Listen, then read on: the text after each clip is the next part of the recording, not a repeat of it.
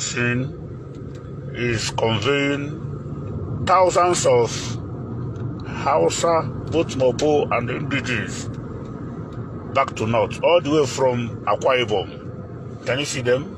See the other one. See the other one in front. They have passed not less than 40 luxuriouses with police escort from the north. Look at the police van escort. Look at the luxury. Police escort is conveying them with escort back to north. Look at the way they're warning. All from Akwa Ibom. We'll be monitoring these people. Everybody should be very, very vigilant. Be at alerts. Be at alerts.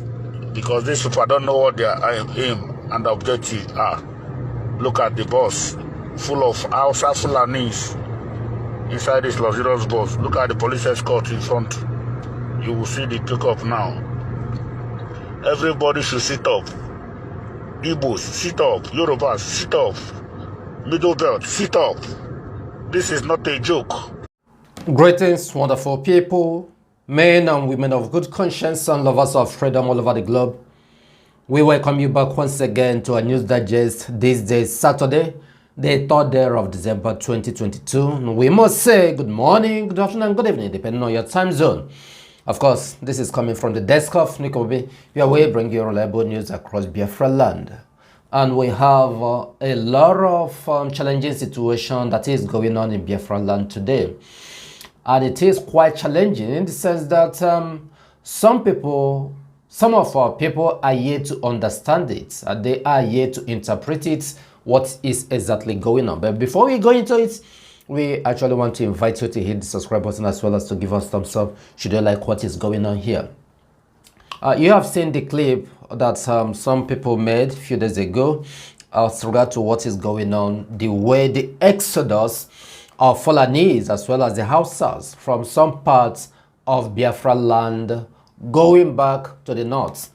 As this exodus is going on from Biafra land to the north, so the Nigerian government is bringing people through helicopters, dropping them in various forests and bushes in Biafra land.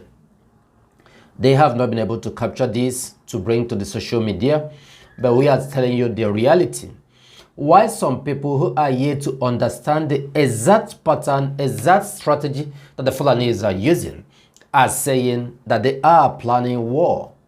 We that knows what is going on, that are tracking each movement that is going on, we are telling you that they have started already. Why are we saying so?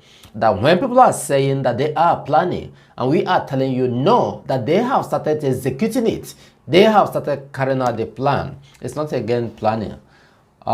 In Okigwe is in Imo State, the place that has common boundary with Abia States.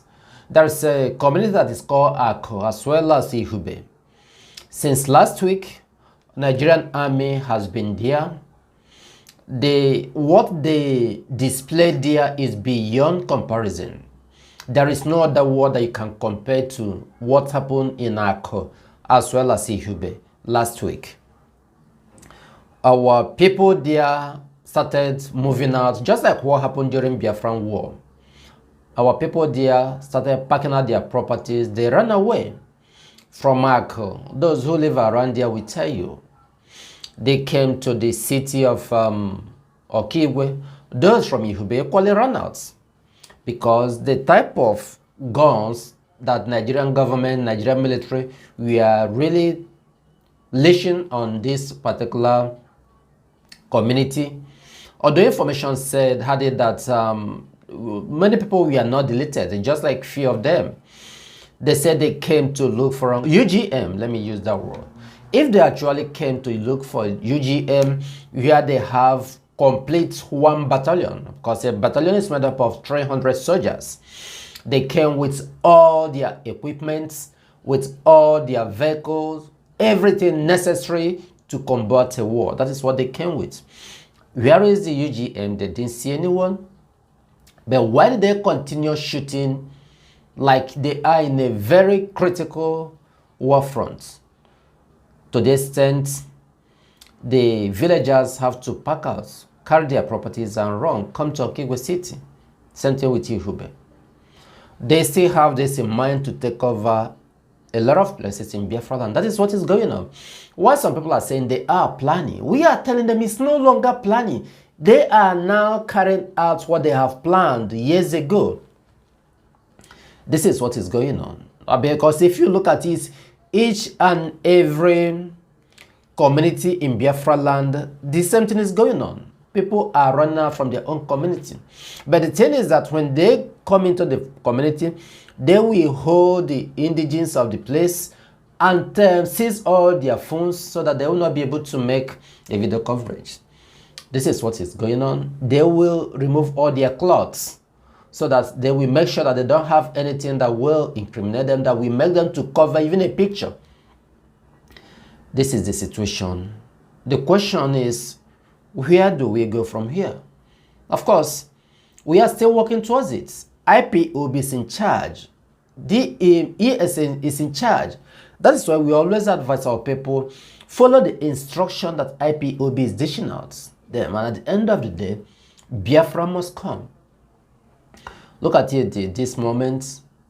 The Fulanis, do not say Nigerian government, the Fulanis are still holding FreeNnamdiKanu against all odds, against the judgments that the appeal court has rendered till today. They've not said anything, they've not done anything, because they don't want to provoke us, but IPOB knows what they're doing. IPOB refused to be provoked beyond a way that they will be able to handle. That is what is going on. And to tell you exactly what we started saying earlier, when this banditry, terrorism is going on, the fact is that what is going on in the northern part, you might not really know all of them, because we are not getting the first-class information. We are not having the first-hand information. So I strongly believe that a lot of things that is going on in the north is a stage practice. Yes, it's more of reportage that the government makes to inflate what is going on. Because we do not have a first-hand information of all these things that the Nigerian government is reporting. We believe, from my own subconscious mind, I believe that it's not up to 100% of what they are reporting. It could be 40%, but they are making it up. They are hyping it for people to believe that such a thing is going on. And their plan is to take these things down to various parts of Nigeria. Biafra land is not excluded. In fact, it's their main target. Why do we say so? Based on the report we receive from Sahara reporters, this says that Buhari government is not ready to end banditry because it is benefiting from it. This is a notorious bandits leader, Bello Turji, that he is saying this. He said it publicly. He didn't miss word. Bello Turji, a notorious terrorist and bandit leader operating in northern Nigeria, particularly from Zamfara, Sokoto to Niger State, has stated that the President Muhammad Buhari-led Nigerian government is uninterested in ending banditry because some of its officials benefit from it. He stated in his response to the recent aerial bombardment of his residence by military jets, accused the government of inciting them to break their peace treaty with the residents. What is going on here?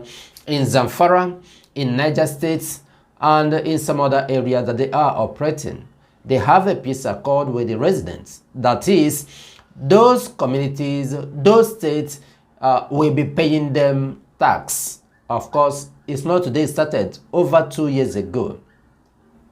That is why the governor of Kaduna State says that Nigeria is now running a parallel government, whereby in the northern states, the citizens, the indigenous of the northern states, are paying tax to Boko Haram, to ISWAP. That is what is going on. And Turuji is saying that Nigerian government is trying to break the peace accord they have. If they refuse them to collect tax, if they refuse or persuade the indigenous not to pay tax to them again, that is going to be a big problem. And more to that is that he said that the federal government of Nigeria is benefiting from the banditry. This is the leader that's saying it. He knows what he's saying. So, on November 14th, the defense headquarters had declared him and 18 others wanted with a 5 million naira bounty on their head. And of course, this is all that is going on into it. Now, Turuji is saying why would the military turn around against him, why he is working with the Nigerian top officials in Nigeria government, in Buhari government. This is what this leader of banditry in the north is saying.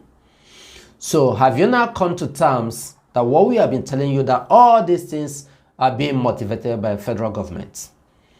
Everything you say from to A to Z is being motivated by federal government. Ask yourself, why did the DSS all of a sudden say they dropped their charge for the negotiator of kidnappers in the north, the heir to Sheikh Gumi, who has been the person in charge? Those things, they are working hand in hand. They caught him red-handed. DSS arrested him, but they said today they've dropped the charge. What is the reason? Why? This is the situation of Nigeria. So when you are saying they are planning, we are telling you no, they have started.